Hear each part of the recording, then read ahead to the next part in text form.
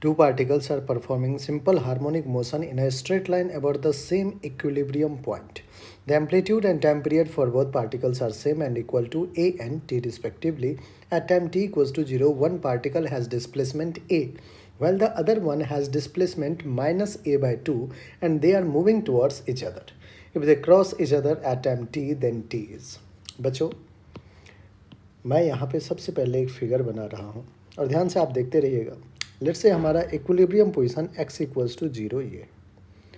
Eight t equals to 0 लिखा है at any time t equals to 0 one particle has displacement a. Let's say एक particle जो है उसका डिस्प्लेसमेंट क्या है a. x is equals to a लिखता हूँ मैं. एक पार्टिकल फर्स्ट पार्टिकल यहाँ पे है. Well other one has displacement minus a by 2.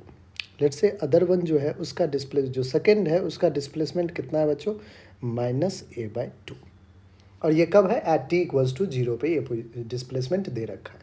And they are moving towards each other. ये 2 जो है ऐसे जा रहा है और 1 जो है इसकी तरफ आ रहा है. कह रहा है कि if they cross each other at time t, किसी टाइम t पे दोनों ने एक दूसरे को क्रॉस किया. बच्चों क्रॉस करने के लिए क्या दोनों ने इक्वल डिस्प्लेसमेंट टाइम t में कवर किया होगा? अगर वो पोजीशन इक्वल नहीं हुआ, अगर टी टाइम पे सेम पोजीशन, देखिए किसी चीज़ को क्रॉस अगर करना हो तो आपको दो चीज़ें, एक तो डिस्प्लेसमेंट इक्वल रखना, मतलब वो पोजीशन सेम होना चाहिए उस टाइम पे, टाइम भी सेम और पोजीशन भी time. That means small T time कह रहा है, तो स्मॉल टी टाइम में जितना ये सेकेंड पार्टिकल डिस्प्लेस हुआ उतना ही आपको फर्स्ट पार्टिकल, मतलब दोनों के पोजीशन को क्या करना है बच्चों, एक्स की वैल्यू दोनों को सेम रखना होगा. ठीक है, दोनों के पोजीशन को अगर टी टाइम में सेम कर दे अपन, तो अपन कह सकते हैं कि दोनों क्रॉस कर जाएगा. आई बात समझ में? अब देखिए, अगर इनिशियली अपन फेज देखें कि x तो a पे बैठा हुआ है, तो अगर x a पे है तो कितना फेज होगा ये भी मैं कैलकुलेट करना आपको सिखा देता हूँ कि कितना फेज एंगल हम कैसे कैलकुलेट करते हैं. मीन पोजीशन से जो फर्स्ट पार्टिकल है वो एम्पलीट्यूड a पे बैठा हुआ है, एक्सट्रीम पोजीशन पे बैठा हुआ है. तो डिस्प्लेसमेंट का इक्वेशन क्या होता है बच्चे, x is equals to a sine omega t plus 5. पढ़ रखा है आपने. x की वैल्यू a पुट कीजिए, a sine omega t at t equals to 0. ये कहाँ पे है, पे तो t की वैल्यू 0 हो गया, प्लस का 5. a ने a को भी कैंसिल किया, 1 is equals to sine of 5. अब ये बताइए बच्चों, 1 को साइन के टर्म्स में कब लिखेंगे, साइन 90. साइन 90 1 होता है, that is sine pi by 2 is equals to sine of 5.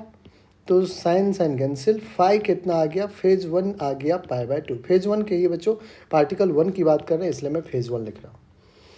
अब किसी भी टाइम t पे अगर मुझे पार्टिकल का इक्वेशन, डिस्प्लेसमेंट इक्वेशन लिखना हो तो मैं लिख सकता हूँ पार्टिकल फर्स्ट का displacement equation x is equals to a sine omega T plus का 5 इज पाई बाई 2. ठीक है, क्या इसी को मैं ऐसे लिख सकता हूँ, a sine omega T plus, देखिए साइन 90 प्लस थीटा क्या होता है बच्चों, कॉस थीटा, तो a कॉस ओमेगा टी भी लिख सकते हैं. तो t टाइम में जो डिस्प्लेसमेंट हुआ है फर्स्ट पार्टिकल का वो a कॉस ओमेगा टी हुआ. इसको आप इक्वेशन 1 लिखिए. आइए बच्चों पार्टिकल 2 की बात करें. Particle 2 at equals to 0, x equals to minus a by 2 पे है. डिस्प्लेसमेंट इक्वेशन लिखेंगे x is equals to a sine omega T plus 5.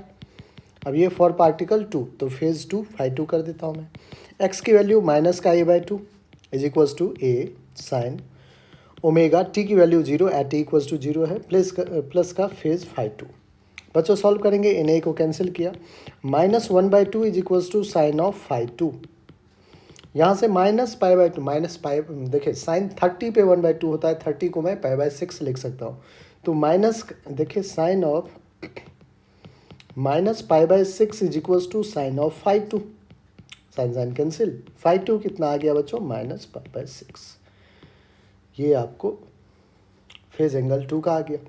अब किसी टाइम t पे अगर मुझे डिस्प्लेसमेंट का इक्वेशन, इन टाइम t अगर मुझे डिस्प्लेसमेंट लिखना हो सेकेंड पार्टिकल का, तो मैं लिखूंगा x is equals to a sine omega t plus 5, और 5 इज माइनस का पाई बाई 6. ये हुआ बच्चों हमने t टाइम में जो डिस्प्लेसमेंट हुआ है किसका, सेकेंड पार्टिकल का, वो भी लिख लिया. उसी t टाइम में जो डिस्प्लेसमेंट फर्स्ट पार्टिकल ने किया है वो भी लिख लिया. अगर दोनों को इक्वेट कर दे तो दोनों क्रॉस इच अदर को कर जाएगा, है ना, दोनों क्या करेगा, क्रॉस कर जाएगा. तो equating equation 1 and 2, equating equation 1 and 2 that is a cos omega t को इक्वेट कर रहा हूँ मैं a sine omega t minus pi by 6। ठीक है, कोई दिक्कत नहीं। कैंसिल आउट क्या हो रहा है, ए ने ए को किया, cos of omega T is equals to sine of A minus B. यहाँ पे जो आइडेंटिटी दिख रहा है बच्चों वो साइन ए माइनस बी दिख रहा है। अब से साइन ए माइनस बी क्या होता है, sign A cos B minus cos A sine B. चलिए इस आइडेंटिटी को यूज़ किया जाए।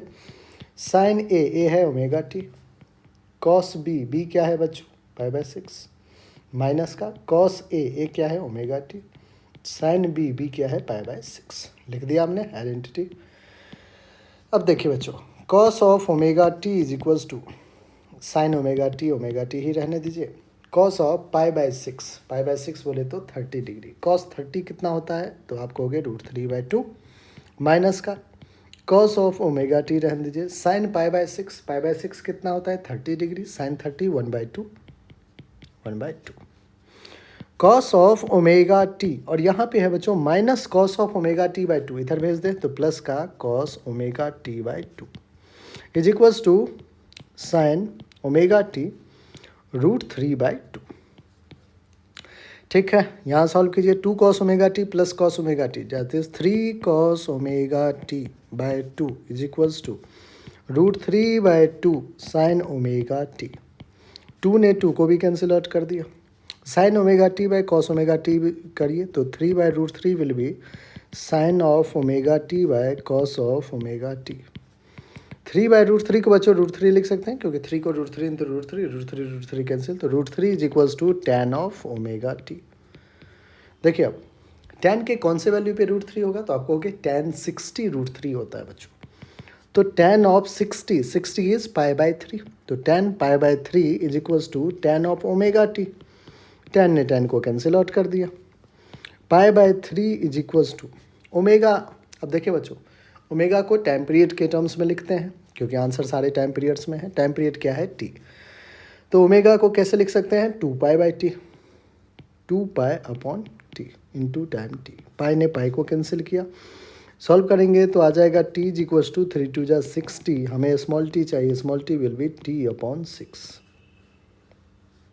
स्मॉल टी कितना आ गया बच्चों t/6 time period divided by 6। ये वो टाइम होगा जब दोनों पार्टिकल एक दूसरे को क्या करेगा बच्चों क्रॉस करेगा।